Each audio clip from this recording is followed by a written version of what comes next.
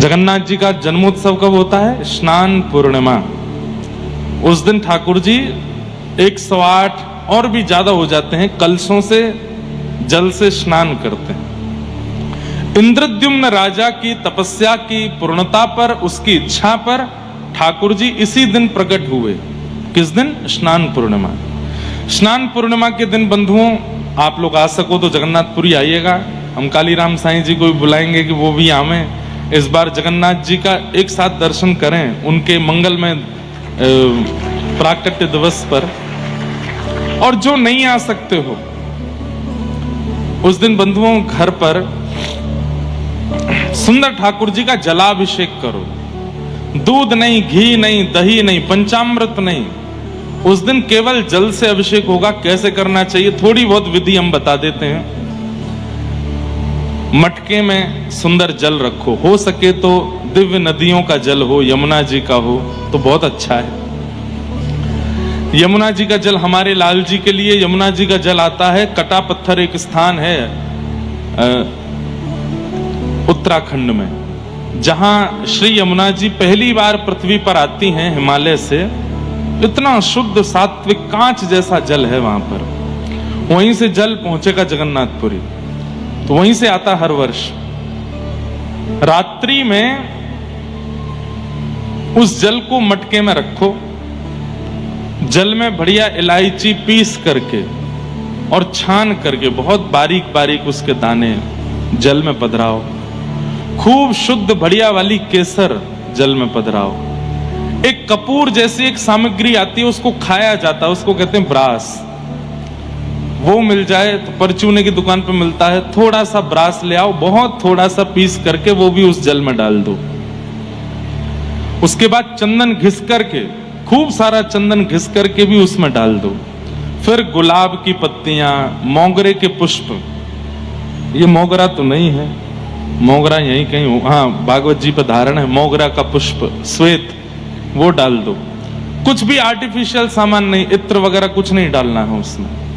तो क्या क्या डालना है? इलायची डालो, केसर डालो और ब्रास डालो, चंदन घिस करके डालो, मोगरे का पुष्प और गुलाब का पुष्प। ये भर करके खूब 2-4 मटकों में भर करके मटके को ऊपर सुंदर मलमल के वस्त्र, श्वेत वस्त्र से ढक दो। उसके बाद उन मटकों का श्रृंगार करो। क्यों? श्री यमुना जी के भाव से। ये यमुना जी, और जहां आपके ठाकुर जी विराजते हैं वहीं उन मटकों को ठाकुर जी के पास विराजमान करो। रात्रि में ठाकुर जी और श्री जी यानी कि यमुना जी का रास विहार होगा। रास विहार होता है, या तो कूलर, बढ़िया ठंडा कूलर हो, या तो एसी हो, चालू रखिएगा पास में। ये जो स्नान पूर्णिमा आती है 9 तपा के दिनों में आती है। सबसे भयंकर गर्मी होती है 9 दिन की, उन्हीं के बीच में स्नान पूर्णिमा होती है। रात्रि भर वो जल इतना ठंडा हो जाएगा, इतना ठंडा हो जाएगा, सुबह सुबह महाराज वो पूरा जो कक्ष है वो महक से गमक उठेगा। उसकी महक नहीं जाएगी कम से कम 10 दिनों तक, केसर की, इलायची की। इतना अच्छा लगेगा, ऐसा लगेगा ठाकुर जी बैठे हैं प्रत्यक्ष। फिर उसके बाद सुंदर पात्र लो, पात्र लेकर के ठाकुर जी को केवल एक कौपीन, एक लंगोटी पहनाओ और कुछ नहीं, और बढ़िया धीमे धीमे उस जल से स्नान कराते रहो। पद गाओ, स्तुतियां गाओ और खूब देर तक ठाकुर जी को नहवाते रहो। सामने एक फुब्बारा चला दो, छोटा सा फुब्बारा आर्टिफिशियल मंगा लो, उसमें भी थोड़ी इत्र आदि डाल करके वो फुब्बारा चलता रहे। पीछे खस की टाट लगा दो और उस टाट को भी गीला कर दो, उसमें भी खस, मतलब ठंड ही ठंड, इतनी मतलब जाड़ा लग जाए ठाकुर जी को, ऐसी शीतलता रखो। और बढ़िया नीचे कोई फर्श पर कालीन वालीन नहीं, सामान्य पृथ्वी रहने दो, उस पर भी थोड़ा गीला गीला हो जाए, वो भी ठंडी हो जाए, मतलब चारों दिशाओं से ठाकुर जी को शीतलता का अनुभव हो। और उसके बाद बढ़िया ठाकुर जी का अभिषेक करो। अभिषेक करने के बाद ठाकुर जी चकाचक हो जाएंगे। फिर जो ठाकुर जी को कौपीन पहनाई थी उसमें केसर का और पूरे रस का वर्ण आ जाएगा, पीला पीला हो जाएगा। उसके चीरा बना करके घर के सब लोगों को दे दो। कोई अपने गले में पहन लो, कोई अपने कलावे में बांध लो ठाकुर जी का वस्त्र। फिर ठाकुर जी का बहुत सूक्ष्म श्रृंगार। उस दिन एक ही वस्त्र पहनाओ ठाकुर जी को, ज्यादा नहीं, एक वस्त्र पहना करके चंदन घिस करके उस चंदन की छोटी छोटी गोलियां बना करके वही ठाकुर जी को माला, उसी का ठाकुर जी को पाग, उसी के कुंडल, ठाकुर जी को आज कुछ भी भारी पहनाना नहीं। और फिर बढ़िया प्रसादी भोग लगाओ। प्रसादी में भी खाने वाली वस्तु कम, पीने वाली वस्तु ज्यादा। आम का पना, पना जानते हैं आप? आम का पना गर्मियों में पिया जाता, आम का पना बनाओ सुंदर। और दूध, घी, दही की सामग्री कम, पानी की सामग्रियां ज्यादा, जल की सामग्री।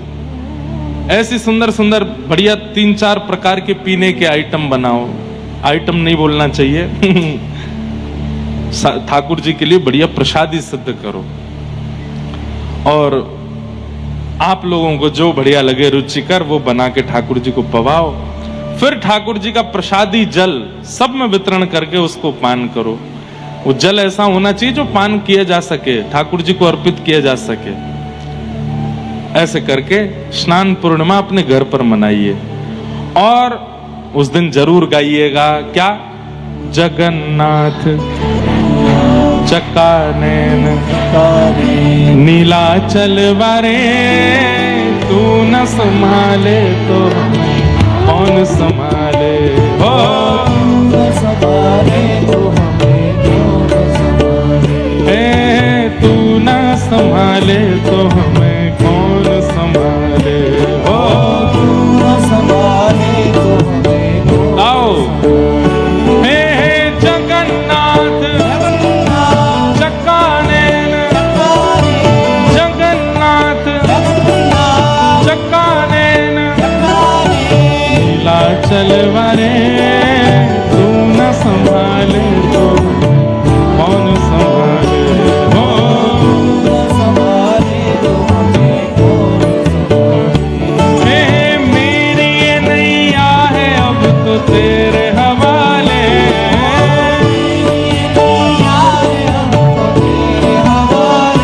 हाँ मेरी ये नैया है अब तो तेरे हवाले।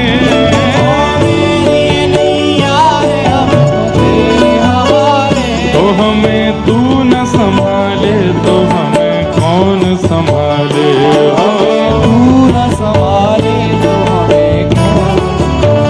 हाँ तू न संभाले तो हमें कौन संभाले हो, तू न संभाले तो हमें कौन। मेरे प्रभु जगन्नाथ चक्कानैन, जगन्नाथ नीलाचल वारे, तू न संभाले तो हमें कौन संभाले हो, तू न संभाले तो हमें कौन। हे तुम्हें छोड़ जाऊं अब मैं किसके दुआरे, तुम्हें छोड़ जाऊं अब मैं किसके दुआरे, हे तुम्हें छोड़ जाऊं अब मैं किसके दुआरे,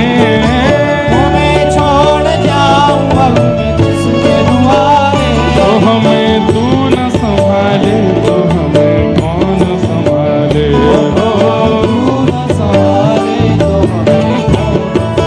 मेरे प्रभु जगन्नाथ चक्कानैन, जगन्नाथ चक्कानैन नीलाचल वारे, तू न संभाले तो हमें कौन संभाले हो, तू न संभाले तो हमें कौन। हे बलभद्र सुभद्रा संग आप विराजे, बलभद्र सुभद्रा संग आप विराजे, हे बलभद्र सुभद्रा संग आप विराजे, बलभद्र सुभद्रा संग आप विराजे, मंदिर के शिखर नील चक्र विराजे हो, मंदिर के शिखर नील। मेरे प्रभु जगन्नाथ चक्कानैन, जगन्नाथ चक्कानैन, जगन्नाथ जी की तरह ओहो जगन्नाथ चकानेन, हे जगन्नाथ चकानेन, नीलाचल वरे तू न संभाले तो हमें कौन संभाले, ओ तू न संभाले तो हमें कौन, हे तू न संभाले तो हमें कौन संभाले, ओ श्री जगन्नाथ महाप्रभु की। बैठ जाओ। तो स्नान पूर्णिमा पर महाप्रभु जगन्नाथ जी का ये पद भी गाइएगा। ठाकुर जी को खूब चकाचक नवावे के बाद, भोग प्रसाद लगाने के बाद, उसके बाद फिर जगन्नाथ जी को याद कीजिएगा। वहां जो आएंगे वो तो हमारे साथ गाएंगे, और जो नहीं आ पाएंगे वो अपने घर बैठे बैठे गाइएगा। और एक जगन्नाथ जी का एक कार्टून आता है पोगो पर, देखा है? उसका एक नया शायद मूवी उसके आए हैं क्या? वो लोग पोगो वाले आए क्या? बैठे नहीं, अभी मिले थे। उसका ट्रेलर लॉन्च भी हम वहीं कथा में ही करेंगे। और उस जगन्नाथ जी के सुंदर कार्टून वाले में ये वाला पद भी हम गा रहे हैं।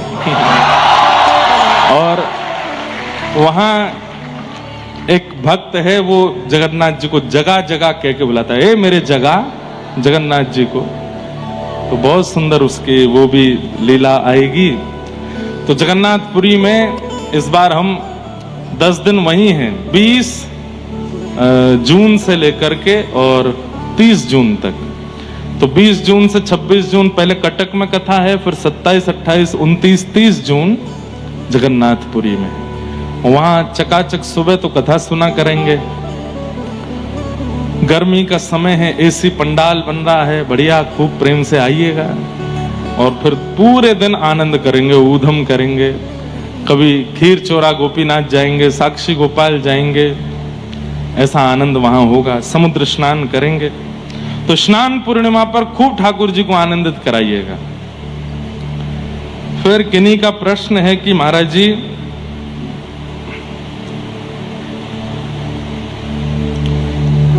सच्ची शरणागति और केवल मजबूरी में भगवान को याद करने में क्या अंतर है? कितना बड़ा अंतर है। एक तो वही बात हो गई कि आप मुझसे वास्तव में प्रेम करते हो, मुझसे वास्तव में मित्रता मानते हो। लेकिन एक वो तरीका है कि भाई पिताजी ने कहा है कि इनकी कथा नहीं सुनोगे तो रोटी नहीं मिलेगी। कितना बड़ा अंतर है। स्वार्थ और वास्तविकता का है ये। तो कैसे पहचाने कि भीतर वास्तविक समर्पण बढ़ रहा है या नहीं? वास्तविक समर्पण में कुछ चाहिए नहीं। जहां चाह हो, उम्मीद हो, इच्छा हो, रिक्वायरमेंट्स हो, वो वास्तविक नहीं है। जहां पर ठाकुर जी से इतनी भी चाह है कि नाथ मेरे इस कष्ट को समाप्त कर दीजिए, वो भी पूर्ण समर्पण नहीं है। जैसे राखो तैसे रहूं, जैसे राखो तैसे रहूं, ये है पूर्ण समर्पण। हमें आपसे कुछ शिकायत नहीं है नाथ, राजी रहो, आप बस राजी रहो। मैं अपने मुख से कुछ नहीं बोलूंगा, आप बस राजी रहो, प्रसन्न रहो। एक कृष्णदास नाम के बहुत भक्त हुए हमारे व्रज में। एक सिद्ध श्री कृष्णदास थे, सिद्ध कृष्णदास। सिद्ध कृष्णदास बाबा ये बहुत कम अवस्था में, 14-15 वर्ष की अवस्था में वृंदावन आ गए। और वृंदावन आकर के इन्होंने संत महात्मा साधुओं से बस थोड़ी नाम दीक्षा ले ली और यमुना जी के तट पर बैठ करके भजन करने लगे। लेकिन इनका मन नहीं लगा। क्यों? दर्शन करने की बड़ी इच्छा होती थी। और उस समय वृंदावन में गोविंद देव जी प्रकट हुए थे, पर मुगलों के आक्रमण के कारण गोविंद देव जी जयपुर चले गए थे। बहुत ध्यान से सुनना। तो श्री सिद्ध कृष्णदास बाबा 15-16 वर्ष की अवस्था में इन्होंने कहा गोविंद देव जी नहीं है यहाँ पर, मैं क्या करूं? तो ये भी जयपुर चले गए और जयपुर जाकर के वहीं गोविंद देव जी के मंदिर में जाके पुजारी जी से कहा मुझे कुछ सेवा दे दो, मैं बस दर्शन करूंगा, भजन करूंगा, सेवा करूंगा। ऐसे ही पूरा जीवन व्यतीत करना है। 15 साल का बालक। तो पुजारी जी ने इनको एक सेवा दे दी और मंदिर में ये सेवा करते, दर्शन करते, प्रसाद पाते और भजन करते। बस यही इनका काम। बहुत ध्यान से सुनिएगा बंधु। 15 वर्ष 16 वर्ष की अवस्था में गोविंद देव जी मंदिर गए, केवल प्रसाद, दर्शन और भजन यही करते, कहीं बाहर भी नहीं जाते मंदिर से। 10 वर्ष हो गए। जब इनकी अवस्था हुई 26 वर्ष की, तो 26 वर्ष की अवस्था में धीरे धीरे इनको क्रोध आने लगा और शास्त्राज्ञा करते हैं कि क्रोध प्रकट रूप है किसका? काम का। यदि किसी व्यक्ति को भयंकर क्रोध आ रहा है तो इसका मतलब है कि उसके अंदर काम भी है। काम कई बार प्रकट नहीं होता और हमारे भारत की तो परंपरा भी ऐसी है कि काम छुपाते हैं लोग, लेकिन काम अपना दूसरा रूप दिखा देता है। क्रोध, छोटी छोटी बात पर गुस्सा आ जाता है, दांत कसकसाने लगते हैं, चिल्लाने लगते हैं, गालियां देने लगते हैं, मारपीट तक उतर आते हैं, छोटी छोटी बात पर तबाही मचा देते हैं। इसका मतलब है वो व्यक्ति के अंदर काम भी बहुत है। तो जब इनके अंदर क्रोध प्रकट होने लगा, अब मंदिर में दर्शनार्थी आते, उनसे लड़ लेते, कभी चिल्ला देते, कभी गुस्सा करते। फिर ये अपने आप सोचते मुझे इतना क्रोध क्यों आ रहा है। एक रात्रि तो ऐसा हुआ कि इनको काम का अनुभव भी हो गया। दूसरे दिन सुबह उठकर के इतनी चिंता में पड़ गए कि मैं पिछले 10 वर्ष से गोविंद देव जी की शीत प्रसादी पाता हूं, एकादशी व्रत करता हूं, केवल दर्शन करता हूं, मंदिर में सेवा करता हूं, फिर मुझ में काम और क्रोध क्यों प्रकट हो रहे हैं। बहुत ध्यान से सुनने वाली बात है। मैंने एक दिन भी किसी व्यक्ति के हाथ का कुछ नहीं पाया, बाहर कभी मैं गया नहीं, किसी को नजर उठा के देखता नहीं, गोविंद देव जी का प्रसाद पाता हूं, भजन करता हूं, दर्शन करता हूं, फिर मुझ में काम क्यों आ रहा है, क्रोध क्यों आ रहा है। तब इन्होंने कई महापुरुषों से पूछा, लेकिन कोई भी उत्तर नहीं दे पाया। तब इनको एक विद्वान ने कहा कि आप कामवन जाओ और वहां जय कृष्ण दास बाबा विराजते हैं, उनसे जाके इसका समाधान पूछो। तो व्रजमंडल के राजस्थान क्षेत्र में कामवन वे आए और वहां आकर के बाबा को अपनी स्थिति बताई कि बाबा 10 साल से गोविंद देव जी की प्रसादी पा रहा हूं, गोविंद देव जी के चरणों में रहता हूं, मंदिर का मार्जन करता हूं, एक बार भी बाहर नहीं जाता कुछ, फिर मेरे अंदर काम क्रोध क्यों आया, मुझे बताइए। तो बाबा हंसकर के कितना सुंदर उत्तर देते हैं। बोले गोविंद देव जी के चरणों में केवल 10 वर्ष निकाले हैं, पर काम वासना में तो अनेक जन्म निकाले हैं। इससे पूर्व जन्म में तुम क्या थे तुम्हें नहीं पता, लेकिन जो भी थे उसमें काम वासना होती ही है। आहार निद्रा भय मैथुनम च, ये आहार भोजन, निद्रा नींद, भय डर और मैथुन यानी कि वही सब विषय भोग, ये सबके जीवन में होता है। चाहे वो चींटी हो, चाहे वो पक्षी हो, चाहे वो जानवर हो, चाहे वो मछली हो, चाहे वो 84 लाख योनियों की सब योनियों में, वही सब 4 चीज मानवों में भी हैं। लेकिन मानवों में एक चीज एक्स्ट्रा है जो उनके पास नहीं है। क्या? भगवत भजन करने की सामर्थ्य, भगवत प्राप्त करने की सामर्थ्य। आहार हम भी पाते हैं, वे भी पाते हैं, निद्रा हमें भी आती है, उनको भी आती है, भय हमको भी लगता है, उनको भी लगता है, परिवार का वर्धन हम भी करते हैं, वो भी करते हैं, लेकिन वो भगवत प्राप्ति नहीं कर सकते, हम कर सकते हैं। केवल एक चीज हमको जानवरों से अलग बनाती है, क्या? कि हम सत्संग कर सकते हैं। तो जय कृष्ण दास बाबा ने सिद्ध कृष्ण दास बाबा को समझाया कि 10 वर्ष गोविंद देव जी की शरण में हुए हैं, पर अनेकों पूर्व से पूर्व जन्म तो काम क्रोध में निकले हैं ना। वो काम कैसे चला जाएगा इतने आसानी से? तब उदाहरण के रूप में उन्होंने एक बात कही कि कोई हरे भरे वृक्ष के पेड़ को काट करके और उसको पानी में डाल दिया जाए और फिर उसके बाद चूल्हे में लगा दिया जाए, आग लगेगी? नहीं लग सकती। एक तो हरा भरा वृक्ष, ऊपर से पानी में धर दिया गया तो गीला हो गया, अब उसमें अग्नि कैसे आ सकती है? लेकिन उसी वृक्ष को सुखा दिया जाए, पानी का स्पर्श ना होना दिया जाए और उसके बाद चूल्हे में लगाया जाए तो अग्नि पकड़ लेती है। ठीक वैसे ही हम जैसे ही भक्ति में प्रवेश होते हैं उस समय गीले वृक्ष के समान हैं। कितनी भी भक्ति की लौ जलाई जाए, जलने वाले नहीं है हम। तब क्या किया जाए? बोले एकादशी व्रत निष्ठा से करते हुए खूब सत्संग करो, खूब कथाएं सुनो। कथाएं सुन करके गिरिराज जी की परिक्रमा, वृंदावन की परिक्रमा, तीर्थ यात्राएं ऐसे करते करते अपने उस आत्मा को सुखाओ। उसके अंदर जितने भी वो तरल पदार्थ हैं उनको सुखाइए। सत्संग करते करते करते करते एक दिन आएगा वो सूख जाएगा और उसके बाद भक्ति की लौ जब लगाई जाएगी तो वो प्रज्वलित हो जाएगा। तो बाबा गोविंद देव जी के चरणों में तुम चले तो गए, पर अभी तुमने अंतस्थ की वासनाओं को सुखाया नहीं है। बोले कैसे सुखाऊं? बोले खूब सत्संग करो, खूब कथाएं सुना करो, महापुरुषों की वाणी सुना करो, और केवल सुनना नहीं, सुनते ही पालन किया करो।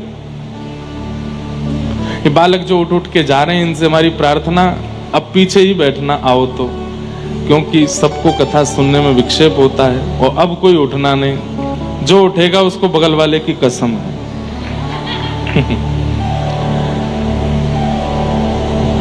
एक तो सबसे आगे बैठे फिर उठ के जा रहे हैं, तो पीछे बैठना चाहिए था।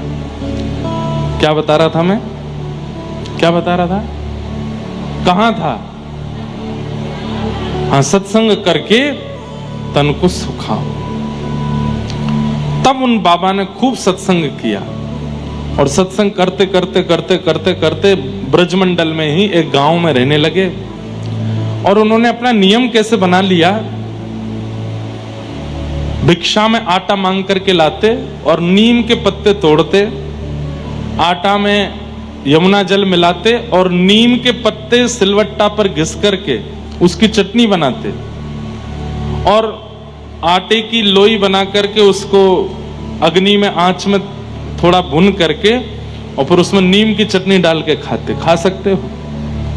और ऐसा उन्होंने 35 वर्ष तक किया।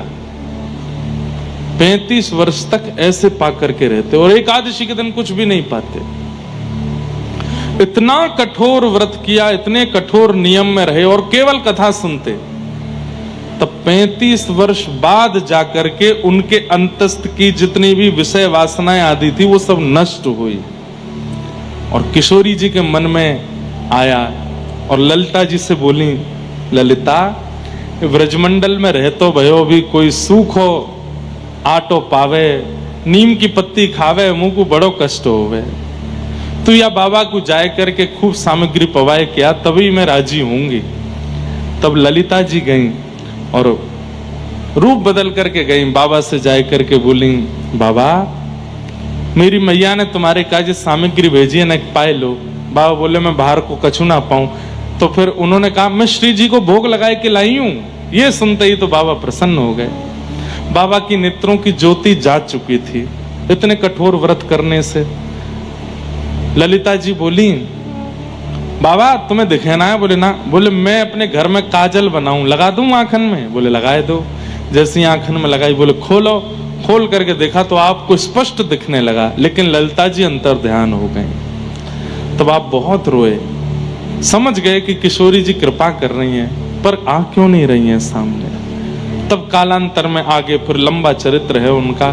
फिर यही गोवर्धन में मानसी गंगा में रहे और फिर वहां जाकर के समय आने पर इनको किशोरी जी का अनुभव हुआ। सोचो, इन कथाओं को सुनकर के मुझे कभी कभी लगता है कि हमें मिलेंगी श्री जी, हमें मिलेंगे ठाकुर जी, हम पर कृपा करेंगे कभी ठाकुर जी। हमारे अंदर तो सब है।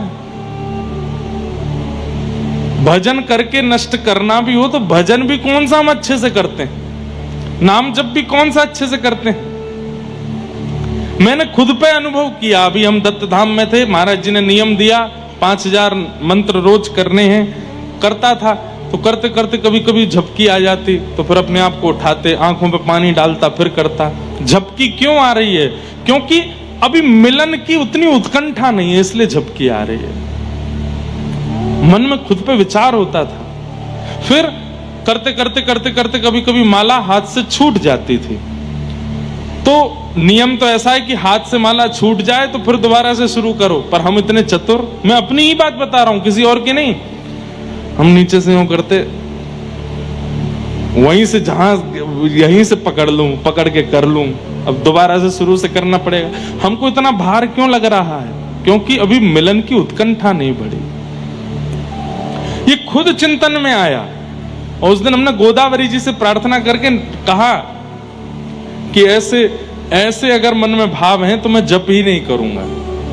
मेरे को निद्रा की इच्छा हुई क्यों, या मेरे हाथ से माला छूटी तो मैंने ऐसा क्यों नहीं सोचा कि मैं शुरू से करूं, बीच से क्यों? ये उत्कंठा क्यों नहीं आ रही? इतनी कथा गाने के बाद भी उत्कंठा नहीं आ रही, इतनी लाल जी की सेवा करने के बाद भी उत्कंठा नहीं आ रही, इतना वृंदावन में रहने के बाद, वृंदावन वृंदावन, आप लोग तो चलो 7 दिन के लिए हम आए तो राधा राधा बोल रहे हो, वृंदावन वृंदावन बोल रहे हो। हम तो, हमारा तो काम ही यही है। दिन रात कोई मिलने भी आता है तो राधे राधे बोलता है, दिन रात किशोरी जी का नाम गाते हैं, वृंदावन का नाम गाते हैं, जगह जगह कथाएं करते हैं, वृंदावन का यश गाते हैं, लाल जी की, फिर भी मन में वो उत्कंठा क्यों नहीं आ रही है? तब ये चरित्र पढ़ा और उस चरित्र से लगा कि अभी तो बहुत सुखाना है, अंदर वो तरल पदार्थ है जो अग्नि को पकड़ नहीं पा रहा है भक्ति की, और वो तरल पदार्थ कैसे जाएगा? खूब सत्संग करके जाएगा। और सत्संग करने का मतलब बैठ के सुनना नहीं, सुनते ही पालन करना। तो हमने नियम क्या बनाया? अभी गृहस्थाश्रम में है, परिवार में है, इतने ज्यादा नियम तो नहीं ले सकते, पर जो भी कथा भक्तमाल जी की, भागवत जी की, मानस जी की पढ़ते हैं, उसमें से जो पालन हो सकती है उसी समय पालन होनी चाहिए, उसी समय लगनी चाहिए, उसी समय से करनी है। धीरे धीरे धीरे धीरे कई अवगुण थे, सबको धीरे धीरे छोड़ते जा रहे हैं, सब धीरे धीरे शांत करते जा रहे हैं। अब बताने वाली बात नहीं, हमारे दत्त धाम वाले महाराज जी ने इतना बड़ा फोन गिफ्ट किया हमको, कीपैड वाला इतना बड़ा है वो। हमने निर्णय कर लिया है कि कुछ दिन बाद हम एंड्रॉइड फोन ही बंद कर देंगे, वही चलाएंगे, कीपैड वाला। इतना बढ़िया प्यारा सा फोन है, छोटा सा, उसमें फेसबुक वगैरह कुछ नहीं चलता। लेकिन धीरे धीरे करो, पर करो जरूर। हम धीरे धीरे कर रहे हैं क्या? विषयों की तरफ भाग रहे हैं। धीरे धीरे उनसे बच के आगे निकलो। गृहस्थ आश्रम में भी हैं तो गृहस्थ आश्रम का निर्वहन भी इस भाव से करो कि यह वंश भी आगे बढ़े, तो भगवत भक्तों से ही बढ़े। हमारे घर में धन कमाने वाला या ऐश्वर्य कमाने वाला बालक हो, हे श्री जी आपकी कृपा से, लेकिन उससे भी ज्यादा आपके नाम को कमाने वाला, आपके यश को कमाने वाला बालक हो, ऐसी भावना। तो थोड़ा थोड़ा सुखाई अंदर से, ये अभी गीला है मन, इसलिए भक्ति की लौ इतनी जलाई जाती फिर भी नहीं जलता। ये प्रज्वलित हुई मीराबाई, आज तक प्रज्वलित हैं। प्रज्वलित हुए श्री सूरदास, आज तक प्रज्वलित हैं। प्रज्वलित हुए जना भाई तुकाराम नामदेव, आज तक प्रज्वलित हैं। हम हो ही नहीं पा रहे हैं। क्यों? सत्संग नहीं है जीवन। वो सत्संग है भी, कथा सुनते भी हैं। आज पूज्य प्रेमानंद जी महाराज को कितने लोग सुनते हैं? हजारों लोग सुनते हैं, पर उनकी सब सुनते हैं, पर मानता कोई नहीं है। करते वही हैं जो मन चाहता है, करते वही हैं जो बुद्धि चाहती है। मतलब क्या है? हम लोगों की स्थिति ऐसी होगी, कैप्चर तो कर रहे हैं पर लागू नहीं कर रहे हैं, लागू नहीं कर रहे हैं। और ऐसे लोगों को आपने देखा है जो इकट्ठा करते जाते हैं, बस इकट्ठा ही करते जाते हैं, लगाते कहीं नहीं है। ऐसे लोगों को ही लोभी कहा जाता है, जो इकट्ठा तो बहुत करते हैं पर उसका प्रयोग नहीं करते, उसको लगाते नहीं है। जैसे छोटे बच्चों में, हम लोग भी जब छोटे थे, पेन इकट्ठे करने की, ये भी पेन हमारे पास, ये वाला पेन भी हमारे पास, मीटर वाला पेन आता था, उसमें मीटर चलता था, वो भी मीटर वाला पेन तो आया, पर 10 से ऊपर उसके कभी मीटर गया ही नहीं, लिखते ही नहीं थे। तो संग्रह करने की स्थिति तो हमारी बन गई है, पर प्रयोग करने की स्थिति हमारी नहीं बन पा रही, इसलिए भगवत दर्शन हो नहीं पा रहा है। यदि लालसा है, अगर उनसे मिलने की दिल में तमन्ना, अगर उनसे मिलने की दिल में तमन्ना, दिल में तमन्ना, अगर उनसे मिलने की दिल में तमन्ना, करो शुद्ध अंतः करण धीरे धीरे, जो करते रहो भजन धीरे धीरे, तो मिल जाएगा राधा रमण धीरे धीरे। धीरे धीरे करो, कोई जल्दीबाजी नहीं है, पर करो। अंतःकरण शुद्ध करने के प्रयास भी करते रहो। माधवदास जी का चरित्र आता है। श्री जगन्नाथ प्रभु के परम भक्त श्री माधवदास, आप 24 वर्ष की अवस्था में पहली बार जगन्नाथपुरी गए थे। 24 वर्ष की अवस्था में, पहले सदगृहस्थ थे, पत्नी बच्चे सब थे, पर बालक को जन्म देते देते पत्नी पधार गई। आप और ज्यादा परेशान हो गए कि अब इस बालक की रक्षा कौन करेगा। तभी आपने देखा एक वृक्ष के ऊपर से एक अंडा नीचे गिरा और आप देख रहे थे, और वो अंडा जैसे ही नीचे गिरा तो नीचे आकर के सूखे पत्तों के ढेर में गिरा और अंडे का कुछ भी नहीं बिगड़ा। तब माधवदास जी बोले, इस अंडे में विराजमान बालक, उसकी मां भी नहीं है इस वक्त यहाँ पे, पिता भी नहीं है, लेकिन उसका जीवन है, तो इतनी ऊंचाई से गिर के भी वो बच गया। हम कैसे कह सकते हैं कि किसी व्यक्ति की रक्षा हम करेंगे? सबकी रक्षा ठाकुर जी करते हैं। जिसका जितना जीवन है उतना वो जिएगा जिएगा जिएगा।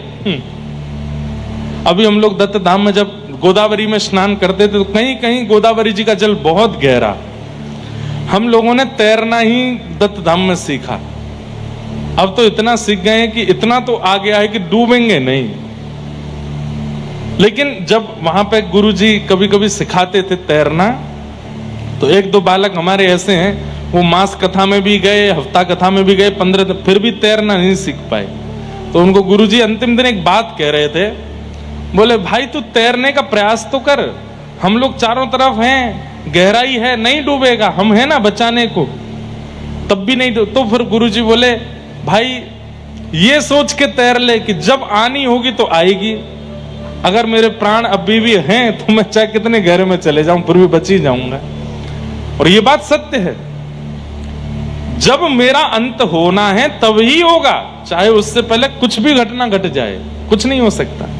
तो माधवदास जी इस बात की चिंता में थे कि मेरी पत्नी मर गई, बालक की रक्षा अब कौन करेगा।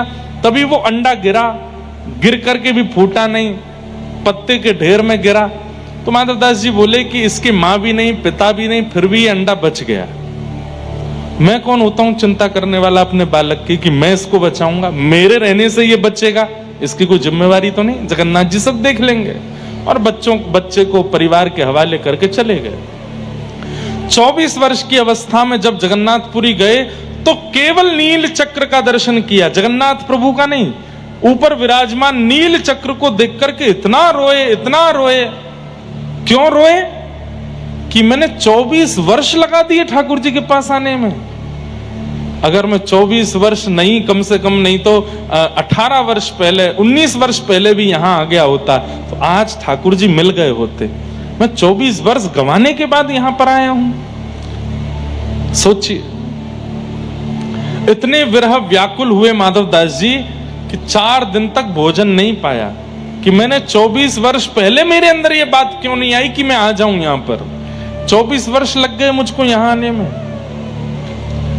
और ठाकुर जी उनके इस भाव से इतने प्रसन्न हो गए कि श्री जगन्नाथ जी छोटे बालक का रूप धारण करके गए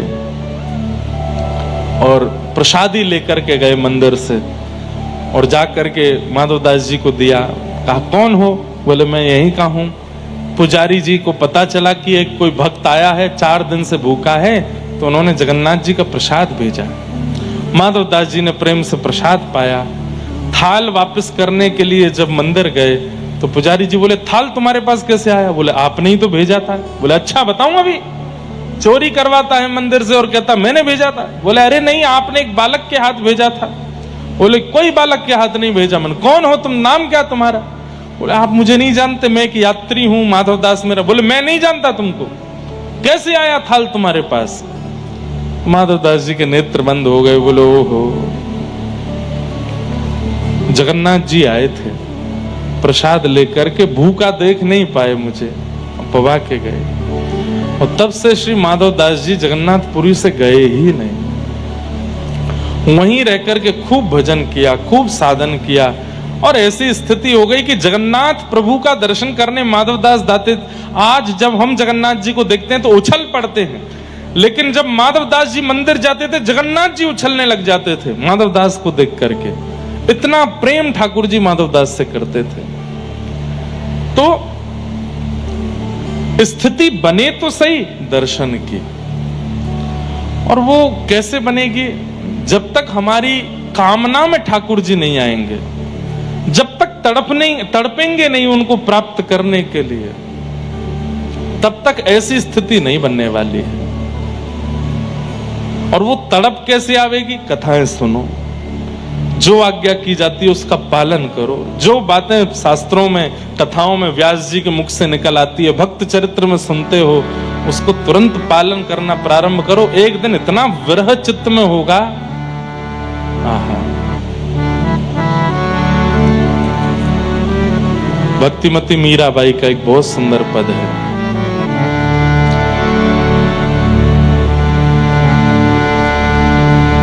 दर्श बिन दुखन लागे,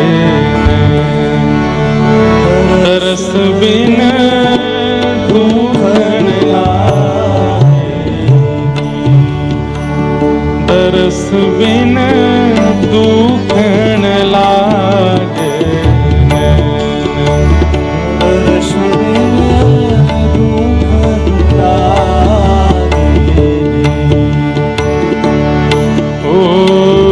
जब ते तुम बिछुड़े पिए मुँह से,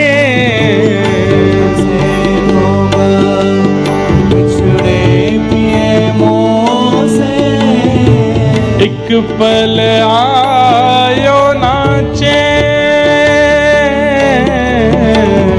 एक पल आयो नाचे, एक पल आयो नाचे, पल आयो नाचे, दरस बिन दुखन लागे, दर्श बिन दुखन लागे, दरस बिन दुखन लागे, दर्श बिन दुखन लागे, दरस बिन दुखन लागे, दर्श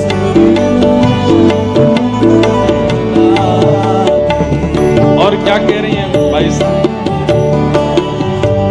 शब्द सुनत मेरी छतिया कांपे, शब्द सुनत मेरी छतिया कांपे, शब्द सुनत मेरी छतिया कांपे, शब्द सुनत मेरी छतिया कांपे। किसी ने कहा तो फिर मत सुना करो। कृष्ण नाम सुनकर के, कथा सुनकर के हृदय यदि इतना तुम्हारा विचलित होता है तो मत सुना करो। ऐसी जगह जाके बैठ जाओ जहां कोई भगवान नाम ना गाया जाता हो। भाई साहब बोली कैसे रहूं? क्यों? मीठे लागे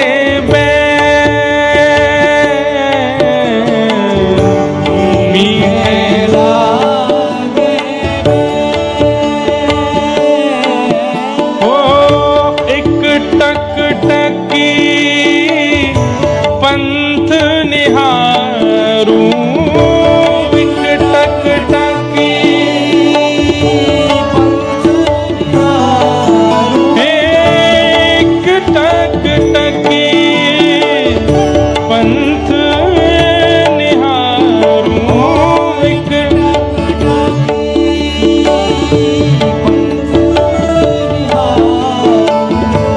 भई क्षमा से रैन तरस बिन दुखण लागे, नैन तरस बिन दुखण लागे। हाँ, ये पद होता है हमारे साथ। दर्शन किए बिना आंखों में दर्द होता है। कब होता है? कोई बहुत बढ़िया पिक्चर लगी हो, कोई ना दिखाने जा रहा हो, पिताजी से बोला, बहन से बोला, मित्रों से बोला दिखा लाओ हमको, नहीं बन पा रहा, तो फिर आंखों में दर्द होता है। कोई क्यों नहीं दिखा रहा है हमको? लेकिन भगवत दर्शन के लिए कभी दर्द नहीं होता। अपनी प्रियतमा को देखने के लिए दर्द होता है, अपने प्रियतम को देखने के लिए दर्द होता है।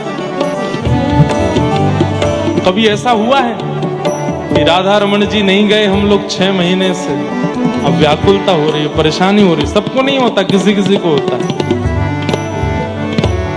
मैं सोशल मीडिया देख रहा हूं, मेरे को राधा रमन जी दिख क्यों नहीं रहे हैं? ये व्याकुलता हुई कभी नहीं होती।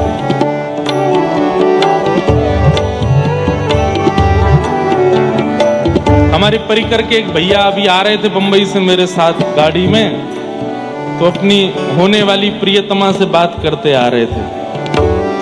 उनको लगा महाराज जी सो गए हैं, पर मैं जाग रहा था और ये गलती मेरी कि मैं जाग रहा था।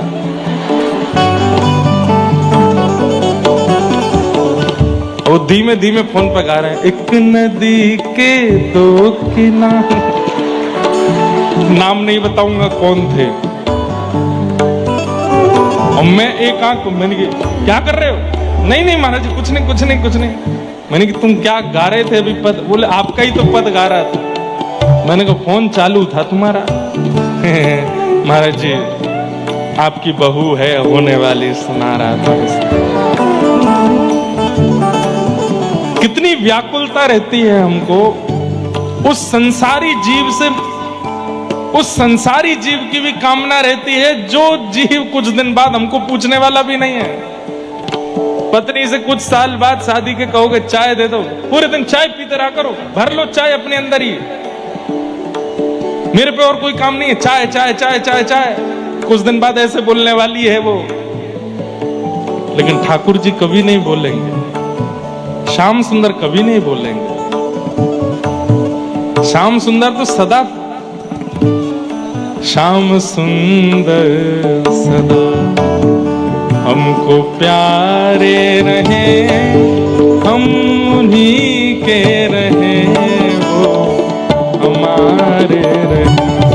श्याम सुंदर सदा हमको प्यारे रहे, हम उन्हीं के रहे, वो हमारे रहे। तो वो व्याकुलता जो मीराबाई के पद में आप सुन रहे हैं ना, कई लोगों को लगता है ये कैसे हो सकता है, ठाकुर जी के प्रति इतनी व्याकुलता तो आनी होती है। संसार के लोगों में जब हो सकती है, संसार की वस्तु में जब हो सकती है, तो ठाकुर जी में क्यों नहीं? ठाकुर जी जरूरत बने नहीं है इसलिए ठाकुर जी में नहीं होती। संसार जरूरत बन गया है इसलिए हो जाती है। मीराबाई कह रही विरह विथा आसों कहूँ सजनी, विरह विथा आसों कहूँ सजनी, भई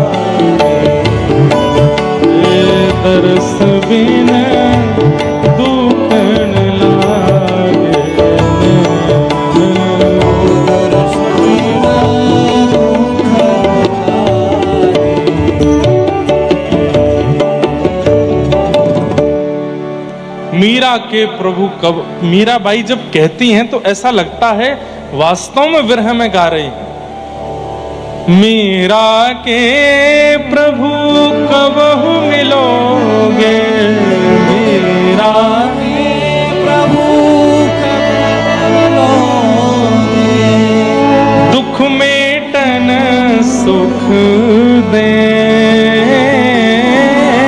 दुख मेटन सुख दे, दर्श बिन दुखन लागे नैन, दर्श बिन दुखन लागे। दुखता है, आंखें दुखती हैं, कान दुखता है, हृदय दुखता है, पर संसार के लिए दुखता है, ठाकुर जी के लिए नहीं।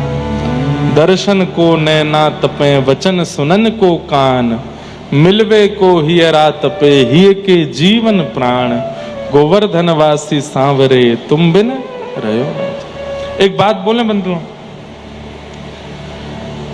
विरह प्राप्ति का एक तरीका तो है, क्या? जिस किसी भी भगवत भाव से ठाकुर जी की सन्निकटता का अनुभव होने लगता है, उस भाव का कुछ दिन के लिए त्याग कर दो। कथा मत छोड़ना, नहीं तो प्राण निकल जाएंगे फिर तो।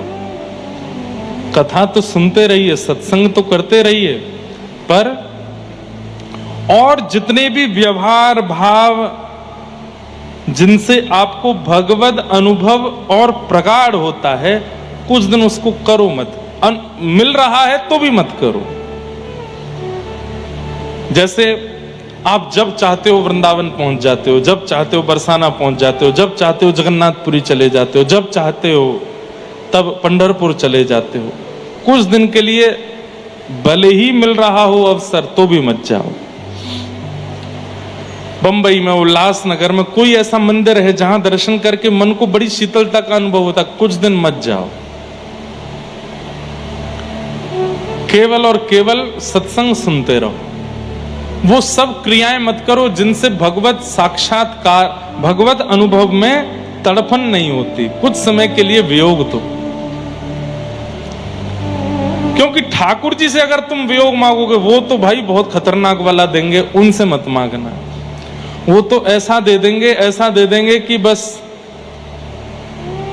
रोते रह जाओगे। फिर अपने आप ही कर लो कुछ समय का वियोग, जैसे वृत्रासुर ने मांगा भागवत में। न नाक पृष्ठम न च पारमेष्ठम, न सार्वभौमम न रसाधिपत्यम, न योग सिद्धिर अपुनर्भवम वा, समंजसत्वा विरहय्य कांक्षे। वृत्रासुर कहता है, नाथ मैं रोऊं तो मुझे रोने देना, आना नहीं मेरे पास, मुझे रोने देना, थोड़ा विरह व्याकुल होने देना। और ठाकुर जी के ऐसे भक्तों के चरित्र सुनो जिनसे विरह व्याप्त होता हो। जैसे भक्तिमती मीराबाई का चरित्र सुनो, श्री नरसिंह मेहता जी का चरित्र सुनो, और श्री चैतन्य चरित्र सुनो। अभी 2 दिन चैतन्य चरित्र चला था दत्त धाम में। कितना विरह होता है, कितनी व्याकुलता होती है। ऐसे करके अपने चित्त में स्वयं विरह का निर्माण कर लो तो बच जाओगे। ठाकुर जी ने कहीं विरह दिया, तोड़ देंगे आपको। उनसे विरह की याचना मत करो, खुद कर लो। तो 2 तरीके हैं अपने चित्त को भगवत भक्त बनाने के। या तो जैसे सिद्ध कृष्णदास बाबा ने बहुत तप करके, साधन करके, रूखी रोटी खा के, नीम के पत्ते खा के, एकांत में रह के भजन करके किया, या तो वो है तरीका।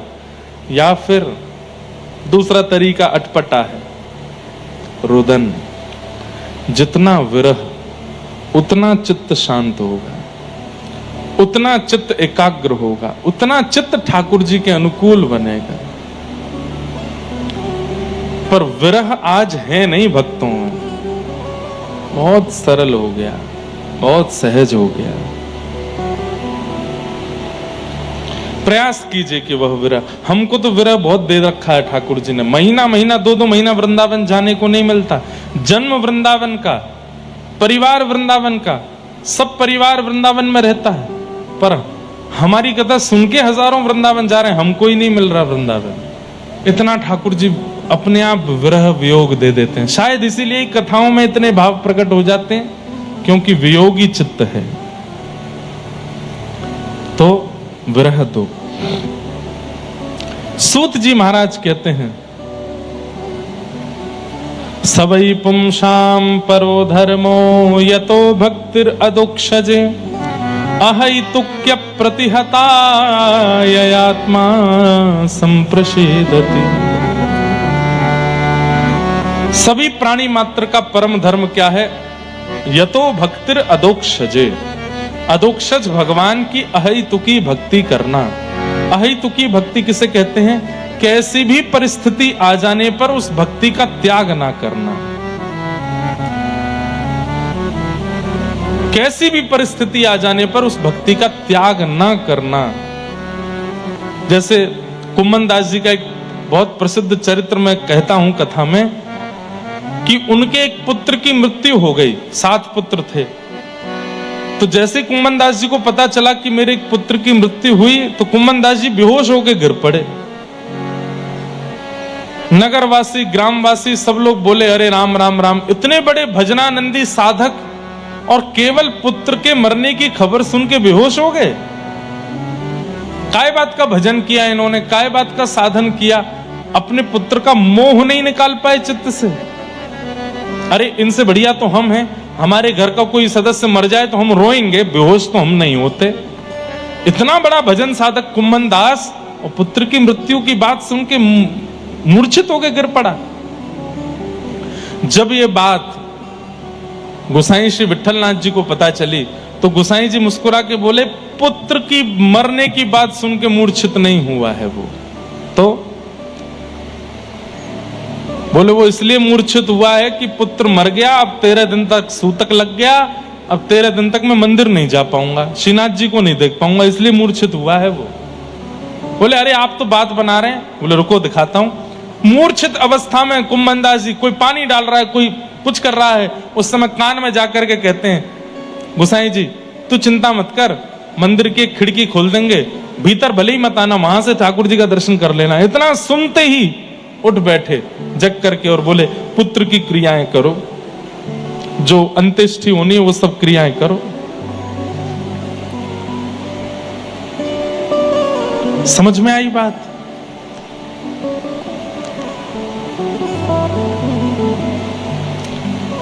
कैसे कैसे प्रेमी हैं ठाकुर जी के। पुत्र मर गया फिर भी भगवत प्रेम कम नहीं हुआ। हमारे महाराष्ट्र में गोरोबा काका जो मटका बनाते थे मिट्टी का, और उनका छोटा सा बालक पैरों के नीचे आ गया। कथा सुनी है आपने? गोरोबा काका, पत्नी ने आकर के कहा कि मैं बालक तुम्हारे हवाले छोड़ के गई थी, और वो कीर्तन में ऐसे मग्न हुए, कीर्तन कर रहे थे, मिट्टी दबा रहे थे चरणों से, छोटा बालक घुटमुन घुटमुन पैरों के नीचे आ गया। लेकिन आप कीर्तन में इतने मग्न थे कि नहीं पता चला, बालक की मृत्यु हो गई। लेकिन भगवत भक्ति नहीं छोड़ी, ठाकुर जी का भजन नहीं छोड़ा। कई संसारवादी लोग मेरी इस बात को कह करके, बात को सुन करके बहुत प्रोपेगेंडा बना सकते हैं। कैसी बातें कर रहे हो आप? आपके साथ ऐसा हो जाए तो आप सह लोगे? दुनिया को ज्ञान दे रहे हो व्यास मंच पे बैठ के, खुद के जीवन में अगर कुछ हो जाए सह लोगे? हमसे तो सहने की पूछना ही मत, हम बहुत सह लेते हैं और बहुत सहना जानते भी, इससे ज्यादा भी सह सकते हैं ठाकुर जी की कृपा से। अभिमान में नहीं बोल रहे हैं, लेकिन बात यहां चल रही है कि चाहे जैसी परिस्थिति आ जाए, चित्त में वह प्रेम नहीं घटना चाहिए जो ठाकुर जी के प्रति है, वो नहीं घटना चाहिए। उसे अहितुकी भक्ति कहते हैं। और ऐसा प्रेम ठाकुर जी से करने वाला, उसके लिए सूत जी कह रहे हैं, वही व्यक्ति का परम धर्म है। यतो भक्तिर अदोक्षजे अहैतुक्य प्रतिहता यह आत्मा संप्रषेदते। अहैतुकी भक्ति करो, चाहे जैसी परिस्थिति आ जाए, ठाकुर जी का त्याग नहीं। सुदामा चरित्र क्यों सुनते हैं हम? भोजन के लाले पड़ गए, घर में रहने के लिए अच्छी व्यवस्था नहीं, बच्चों को खिलाने के लिए साधन नहीं, लेकिन अयम ही परमो लाभो, सुदामा जी कहते हैं, उत्तम श्लोक दर्शनम। उनके लिए वो कष्ट है ही नहीं। संपदो नैव संपदः, विपदो नैव विपदः, संपदो नैव संपदः, विपद विस्मरणं विष्णोः, संपद नारायण स्मृति। वास्तव में विपत्ति कोई विपत्ति नहीं है। पैर में लग गई, सिर में लग गई, कान में लग गई, हृदय में लग गई, पेट में लग गई, कोई भी पीड़ा हो गई या परिवार में कुछ हो गया, ये विपत्ति नहीं है। बहुत धन मिल गया, करोड़ों का फायदा हो गया, इतनी बड़ी प्रॉपर्टी मिल गई, ये मिल गया, ये संपत्ति नहीं है। तो ठाकुर जी को भूल जाना, इससे बड़ी कोई विपत्ति नहीं है, और ठाकुर जी की हमेशा याद बने रहना, इससे बड़ी कोई संपत्ति नहीं हो सकती। चाहे जैसी परिस्थिति आ जाए, ठाकुर जी को आप भूलते नहीं हो तो आप सबसे बड़े संपत्तिवान हो।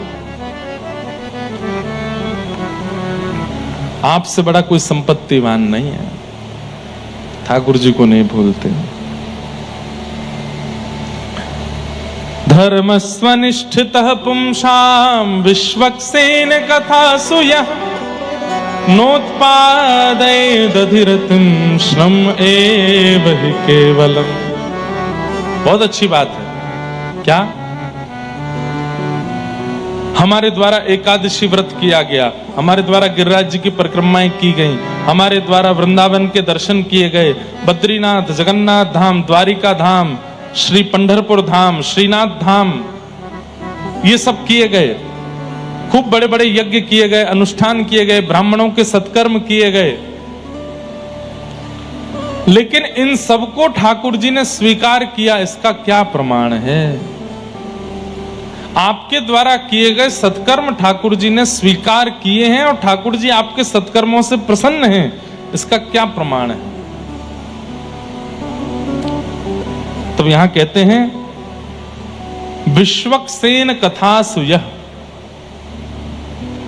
भगवान की कथा में रुचि होना, ठाकुर जी की कथा में मन लगना। ध्यान से सुनना, ठाकुर जी की कथा में मन लगना, ठाकुर जी की कथा में रुचि होना। जैसे व्यास जी कहें कि अब आज की कथा विश्राम, आगे कथा कल कहेंगे, तो मन में बड़ी घबराहट हो जाना। अब कैसे निकलेंगे 12 घंटे, 24 घंटे बाद कथा सुननी है, 24 घंटे कैसे निकलेंगे? इस प्रकार कथा के प्रति व्याकुलता चित्त में रहना, ये इस बात का प्रमाण है कि आपके द्वारा किए गए समस्त सत्कर्म, व्रत, अनुष्ठान सब ठाकुर जी स्वीकार करते हैं। समझ में आई बात? ठाकुर जी की आपके प्रति स्वीकृति का प्रमाण है सत्संग में रुचि होना।